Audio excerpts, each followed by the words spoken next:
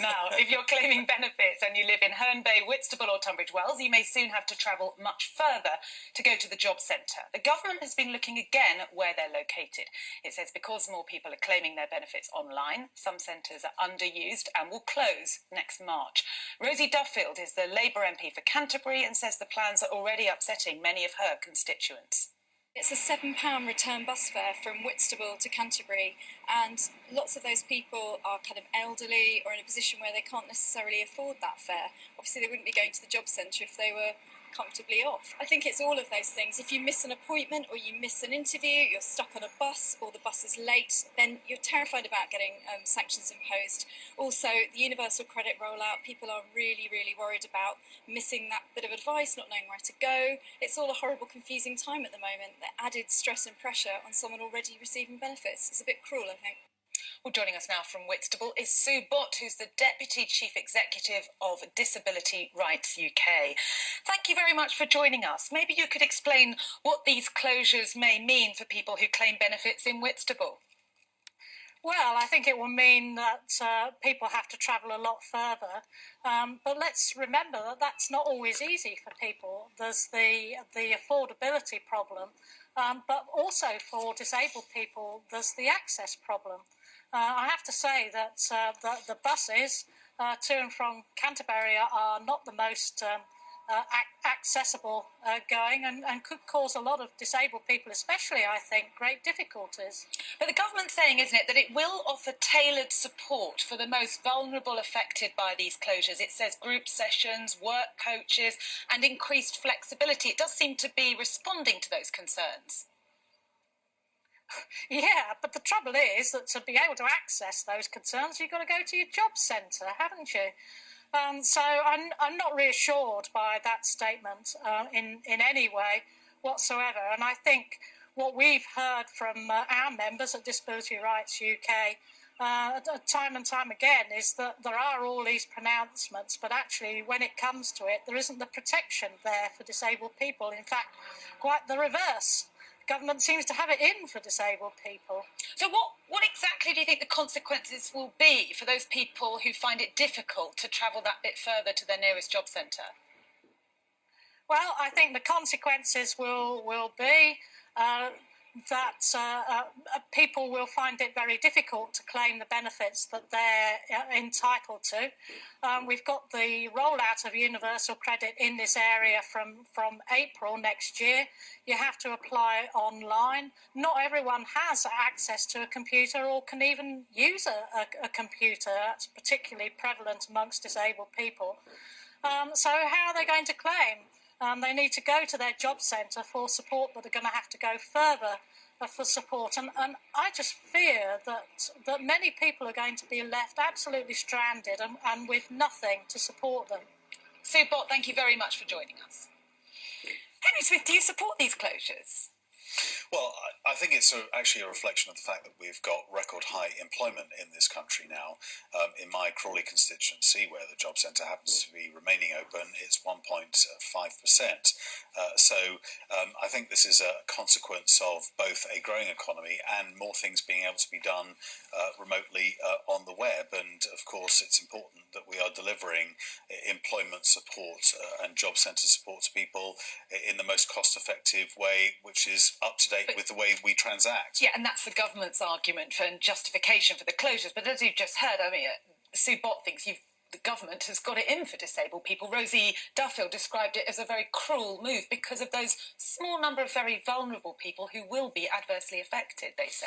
Well, one of the features of the support for unemployed people, those sort of typically hard to reach people who may be long-term unemployed for all sorts of reasons, disability being one of them, is targeted support and support groups to make sure that they are receiving the kind of help that they need. So I think the answer is to really use resource more efficiently to target those most at need, whereas I think for the vast majority of people, give the example of Monarch Airlines going out of business recently.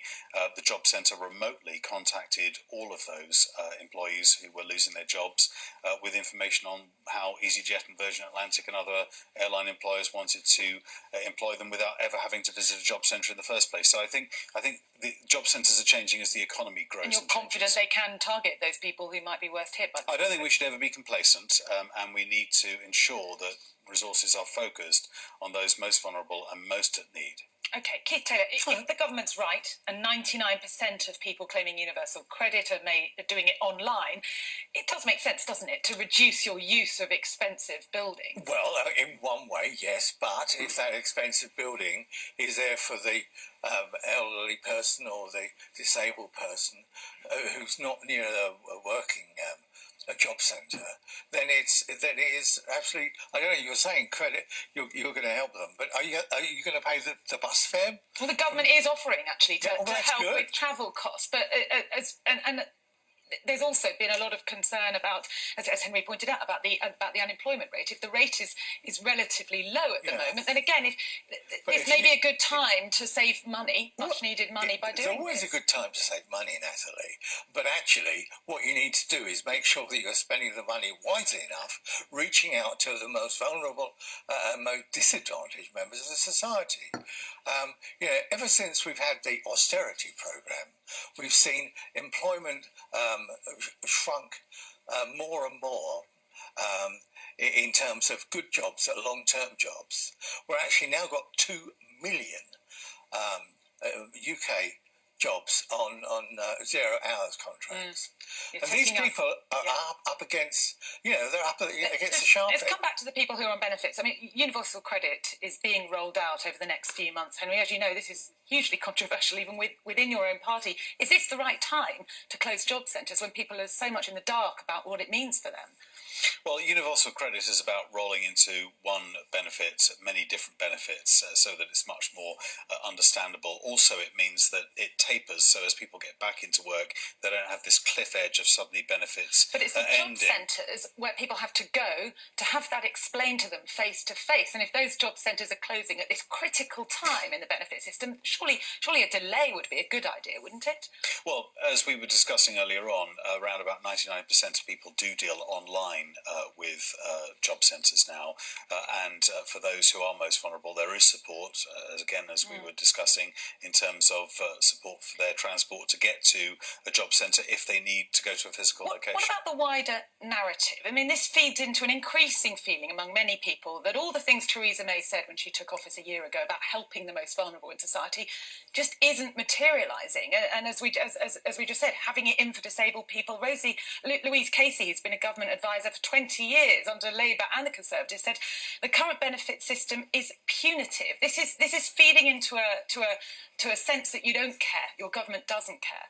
Well, I think the best way to care about people is to ensure that there is employment for the largest number of people, and we have the highest employment level since recorded history in this country now. The way to get people out of poverty, the way to get people out of dependency, is to grow the economy and create jobs. We're talking about the people who are the hardest to find work for obvious reasons. And that way you can then focus more resource on precisely those people who are most vulnerable and need that extra help. So is that why the government doesn't fund any food banks? I don't see this consistency in your argument. The conclusion that I and many others have reached is that the Conservatives don't really care very much about the poor and vulnerable. OK, we're going to move on because it's time for some of the other news you may have missed this week in 60 seconds with Lawrence Slater.